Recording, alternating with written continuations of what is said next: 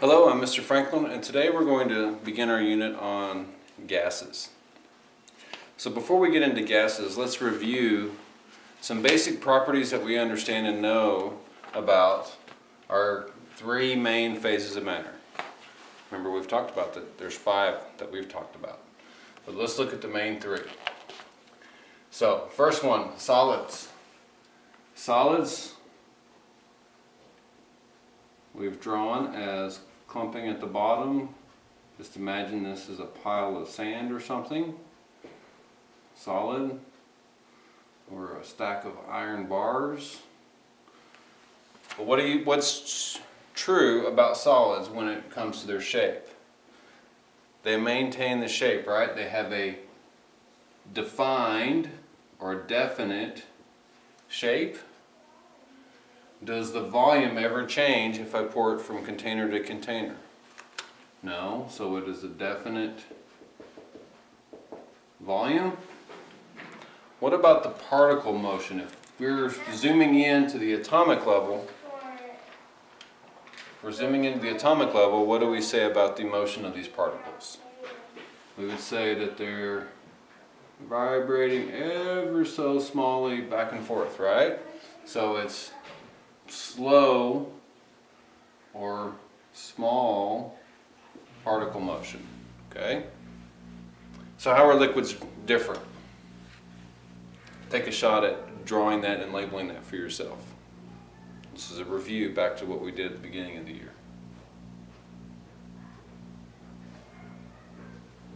Okay, let's check your answer.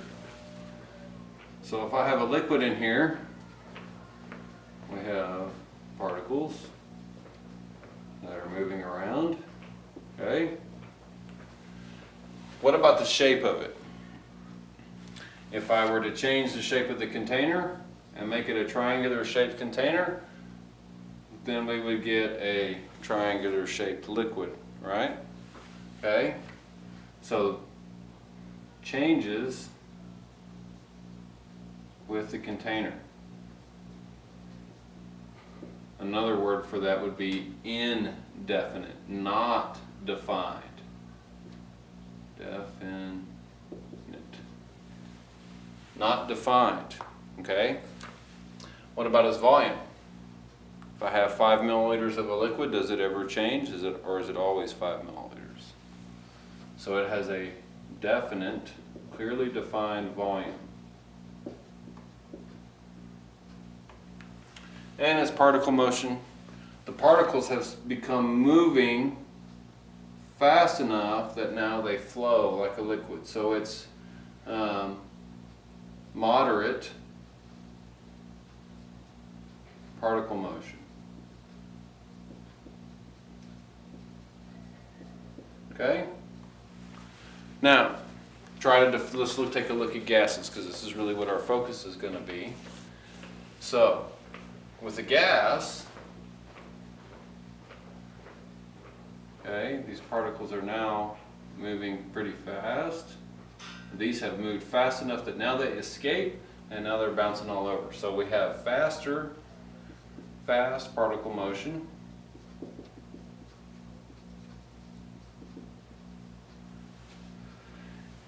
Indefinite shape.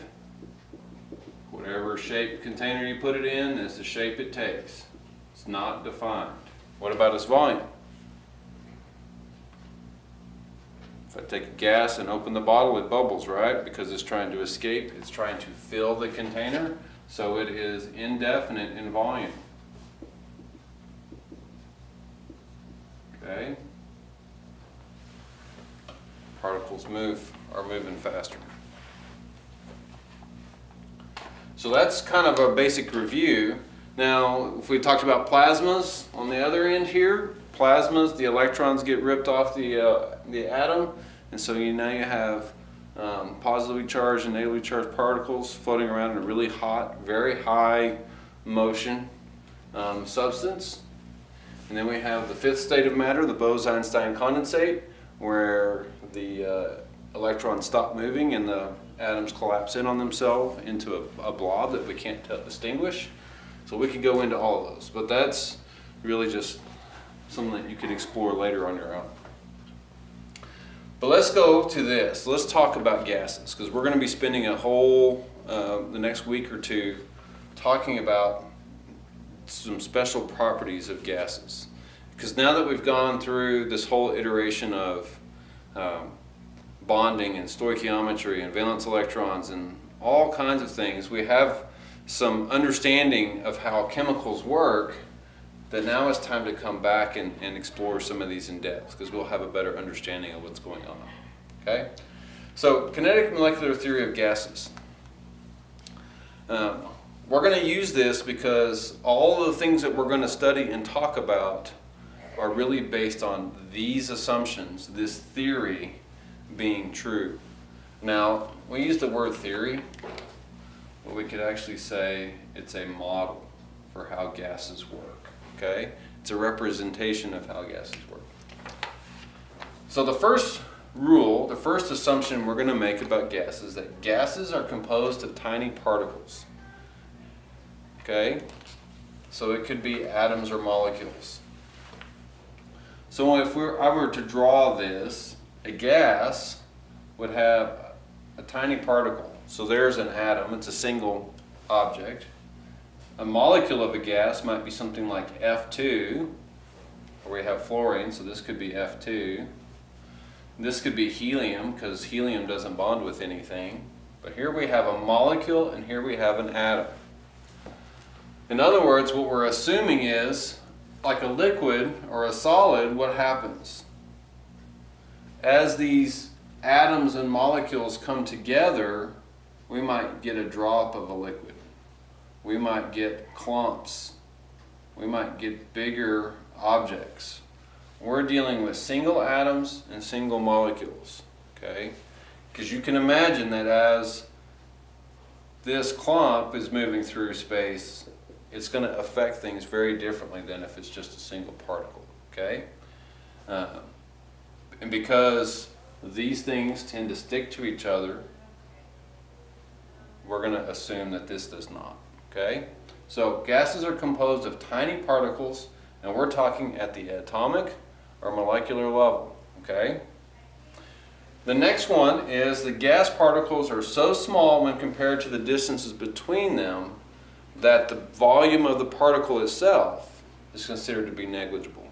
So for example, if I were to make this and pretend this is a sphere, okay, and that's my gas particle, I could calculate the volume of that, okay? We could find the radius of the atom, and we could calculate its total volume using our volume, what is it?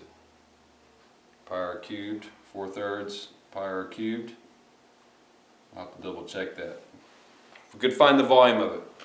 But if I were to look at the distance to the next object, and let's say we found this volume to be 5. Well, if this distance between them is 5 billion, you know, we're talking nanometers here, okay? Or even millimeters, even if we're just assuming millimeters on a ruler. This distance is so great compared to this itty bitty tiny spot and this itty bitty tiny spot. We're going to pretend like the gases are just dots. 2 dots in empty space, and we connect the dots. Okay? Now, is that really how it works? No, of course not. If we're really getting into some special applications, we do actually have to configure that. Figure in the volume of the particle itself. For what we're doing, we're going to use this assumption. So now let's look at number 3.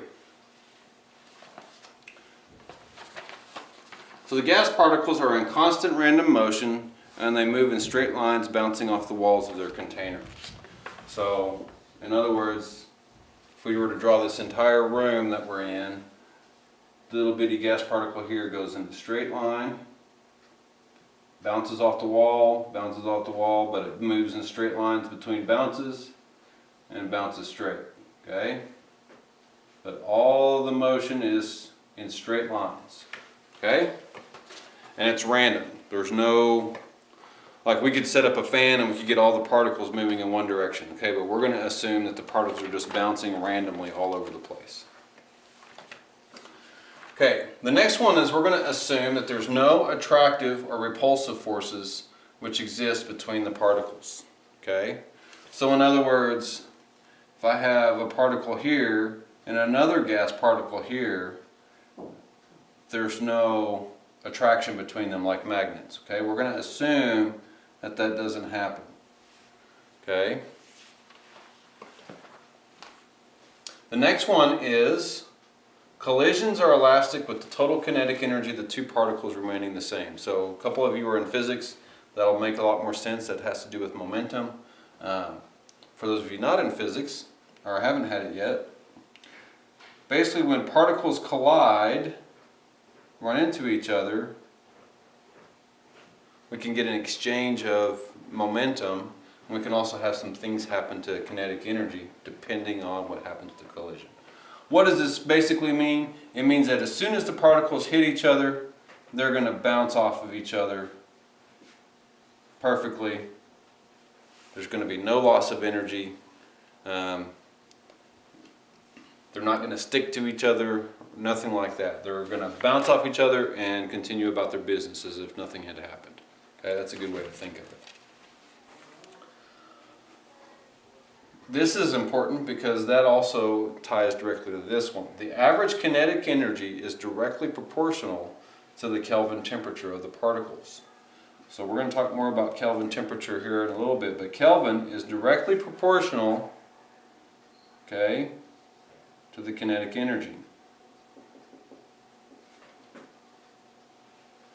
In other words, Kelvin temperature is directly proportional to 1/2 mv squared of the gas particles. Okay. Fast particle motion is proportional to a higher Kelvin. Higher Kelvin, faster particle motion equals higher temperatures. The hotter something is, the faster the particles are moving.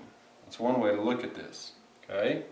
Faster the particles are moving, the more energy they have, the higher the temperature, especially if we're talking about Kelvin. Okay? So those are your 6 basic postulates with the gas particles, with the kinetic molecular theory of gases. Something that I would like to see you be able to do is to summarize them by drawing them. So the first one, we're talking small atoms or molecules, okay?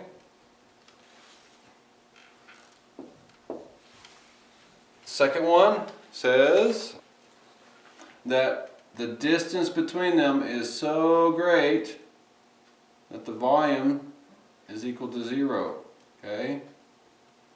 No volume. We got a large distance here, okay?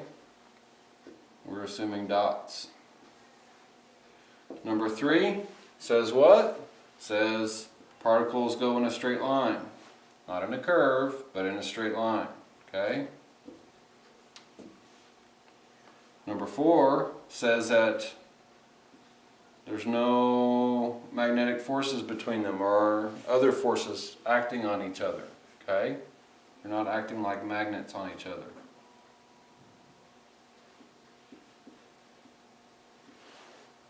Number 5 says that if they do run into each other, they do hit each other, what happens? They bounce off of each other as if nothing happened, okay?